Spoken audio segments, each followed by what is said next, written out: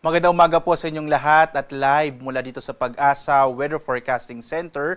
Narito na nga lagay ng ating panahon ngayong araw ng Martes, November 18, 2025. Sa ating latest satellite images, makikita po natin wala tayong minomonitor na anumang low pressure area sa loob at labas ng Philippine Area of Responsibility. Ngayong linggo nga, base sa ating mga pinakahuling datos, maliit yung posibilidad na magkaroon tayo ng bagyo sa loob ng Philippine Area of Responsibility. Tatlong weather system na nakakaapekto ngayon sa ating bansa. Una po, yung Intertropical Convergence Zone or ITCZ. Ito yung nagdadala ng mga kaulapan, partikular na sa bahagi ng southern part ng Mindanao. Kaya asahan po, malaki yung posibilidad ng mga pag-ulan ngayong araw dito sa may Barm at sa may Soc-Sargen region. Samantalang easterlies naman, ang pinaka nakakaapekto ngayon sa malaking bahagi ng ating bansa. Magdadala naman ito ng mga pag-ulan sa may bahagi ng Aurora, Quezon at Bicol region, habang ang pagitan po ng northeast monsoon, yung malamig na amihan, at itong easterlies, yung mainit na hangin nagmumula sa karagatang Pasipiko,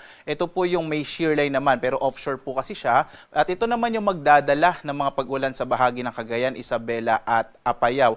Ang malaking bahagi ng ating bansa sa Metro Manila, nalalabing bahagi ng Luzon at Kabisayaan, makararanas naman ngayong araw ng generally fair weather. Pag sinabi po natin fair weather, maaliwalas na panahon sa malaking bahagi ng ating bansa, kasama dito sa Metro Manila, pero posible pa rin yung mga localized thunderstorms. Kung magkakaroon man po ng mga pag-ulan, hindi natin ito inaasahang malakas at hindi rin natin ito inaasahang magtatagal. Dito nga sa Luzon, inaasahan po natin malaki yung posibilidad ng mga pag-ulan. Mapapansin nyo dito sa may silangang bahagi ng Luzon. Normally po, pag November, December hanggang January, ang silangang bahagi ng Luzon at Kabisayaan ang madalas pong inuulan. Ito ay dulot nga generally po nung hanging nagbumula sa karagatang Pasipiko, mga easterlies or minsan po itong shear line. So ngayong araw po, yung hangin nagbumula sa karagatang Pasipiko, easterlies magdadala ng mga pag-ulan sa Aurora, Quezon at Bicol region, habang ang shear line ang magdadala naman ng mga pag-ulan dito sa Apayao, Cagayan at Isabela.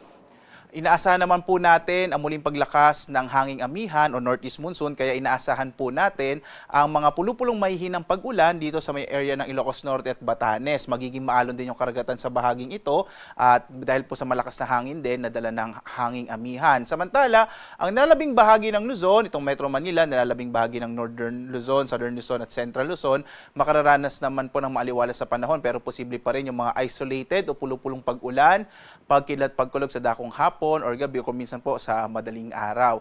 Agwat ang temperatura sa Lawag, 25 to 31 degrees Celsius, sa Baguio 17 to 23 degrees Celsius, sa Metro Manila naman 25 to 32 degrees Celsius, sa Tuguegarao 24 to 30 degrees Celsius, sa Tagaytay 24 to 29 degrees Celsius, habang sa Legazpi sa bahagi ng Bicol 26 to 30 degrees Celsius.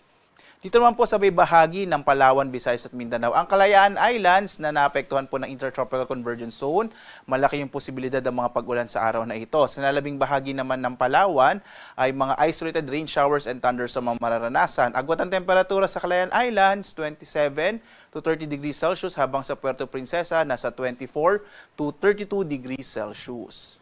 Samantala, malaking bahagi naman ng Kabisayaan ang makararanas ng mga pulupulong pag-ulan, pagkidlat, pagkulog. Agwat ang temperatura sa Iloilo nasa 25 to 31 degrees Celsius, sa Cebu naman 26 to 30 degrees Celsius, habang sa Tacloban 25 to 31 degrees Celsius.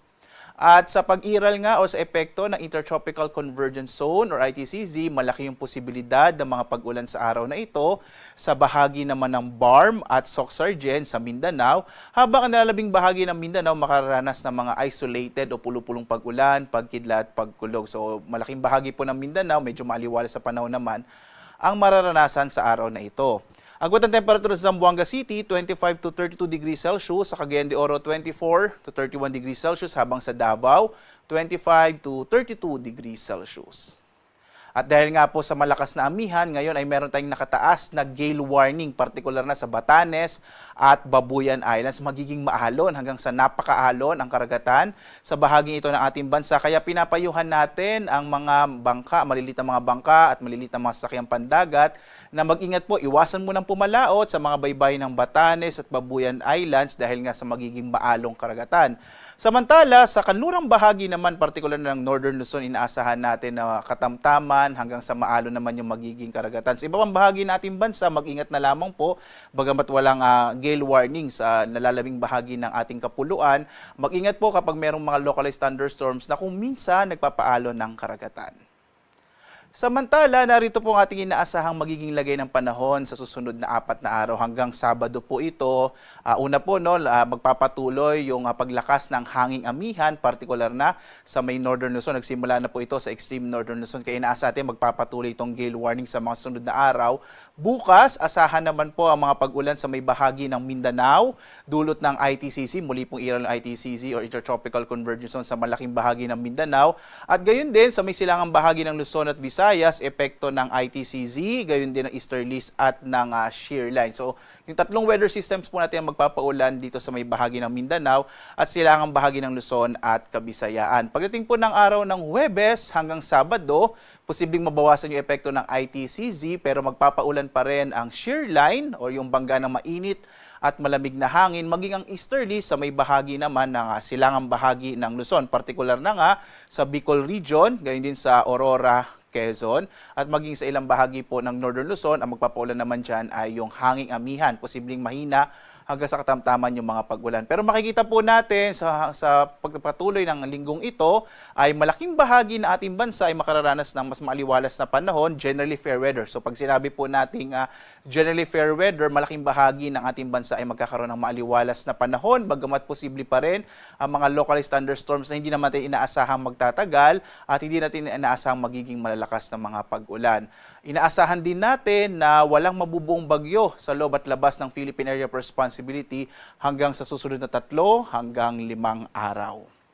Samantala, ang ating araw ay sisikat mamayang 5:58 na umaga at lulubog, ganap na 5:24 ng hapon.